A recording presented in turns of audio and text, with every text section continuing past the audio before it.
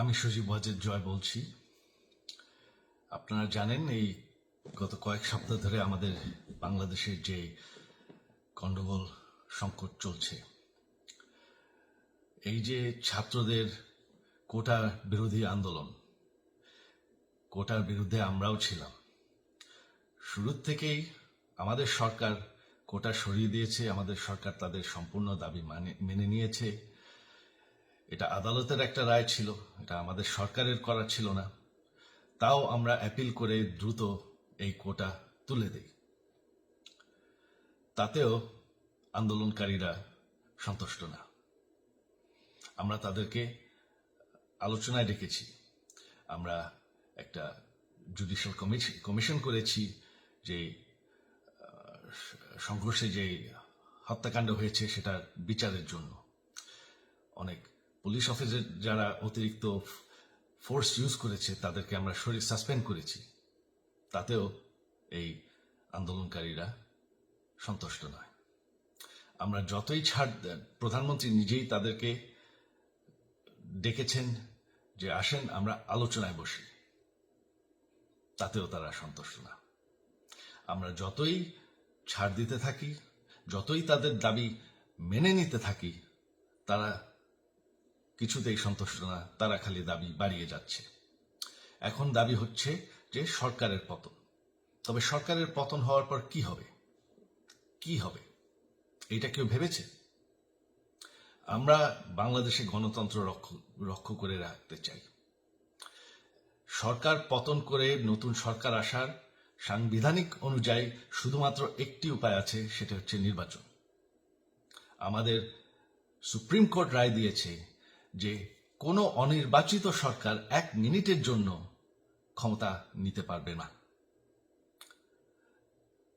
তো তাদের এই নির্বাচনের দাবিও যদি আমরা মেনে নেই, তো তারা তো এই পর্যন্ত কোনো দাবি, আমরা যত দাবিতেই রাজি হয়েছি তারা তাদের দাবি বেরিয়ে যাচ্ছে।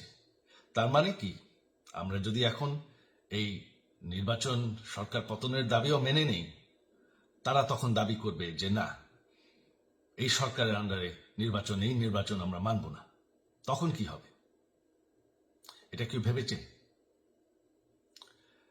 জানি আমাদের সেই সুশীল সমাজ আবার আলোচনা করছে সেই তত্ত্বাবধায়ক সরকারের অভিজ্ঞতা তো আমাদের আছে। আপনারা ভুলে গেছেন সেই তত্ত্বাবধায়ক সরকারকে নষ্ট করে দেওয়া হয়েছিল বিএনপির আমলে ইলেকশন রিগ করার জন্য।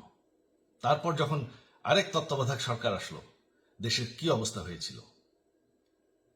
শেষমেশ সব থেকে বড় কথা যে আমাদের সংবিধানে স্পষ্ট বলা আছে এবং আমাদের সুপ্রিম কোর্ট রায় দিয়েছে যে অনির্বাচিত সরকার 1 মিনিটের জন্য দেশের ক্ষমতায় থাকতে পারবে না।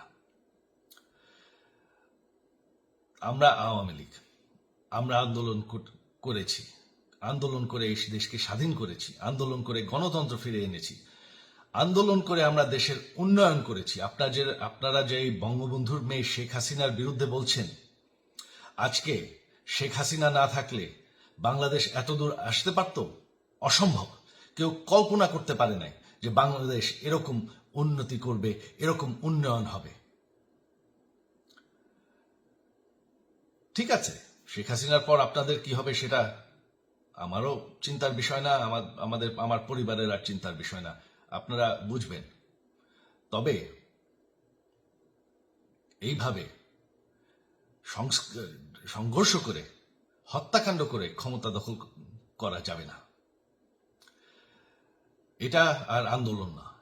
যখন পুলিশ হত্যা করা হচ্ছে, নিরীহ মানুষের উপর হত্যাকাণ্ড চলছে, মানুষের বাসায় আগুন দেওয়া হচ্ছে, জার্নালিস্টদেরকে হত্যা করা হচ্ছে, এটা হয়ে গেছে সন্ত্রাস। আর সন্ত্রাস মোকাবেলা শুধুমাত্র একটি ভাবে করা যায়। আমার অনুরোধ, আমাদের ল এনফোর্সমেন্ট, আমরা অনেক ধৈর্য দিয়েছি আর ধরেছি, তবে এখন আর এটা সহ্য করা যাবে না। ল এনফোর্সমেন্ট এজেন্সি, বিজিবি এবং কি আমাদের মিলিটারির প্রতি আমার আহ্বান যে আপনাদের দায়িত্ব হচ্ছে আমাদের দেশের মানুষকে নিরাপদ রাখা।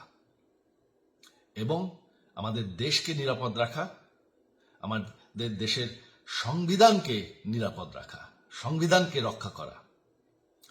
তার মানে 1 মিনিটের জন্য কোনো অনির্বাচিত সরকার আমাদের ক্ষমতায় আসতে দিবেন না। এটা হচ্ছে আপনাদের দায়িত্ব। কারণ সেইটা হলে আমরা আবার পাকিস্তানের মতন হয়ে যাব। আমাদের এই যে 15 বছরের উন্নয়ন সব শেষ হয়ে যাবে। বাংলাদেশ এর থেকে আর কোনোদিন ফিরে আসবে না। আমিও সেটা চাই না, আপনারাও সেটা চান না। আমি সজীব ওয়াজের জয় যতদিন আমার পক্ষে সম্ভব আমি সেটা হতে দেব না। জয় বাংলা, জয় বঙ্গবন্ধু।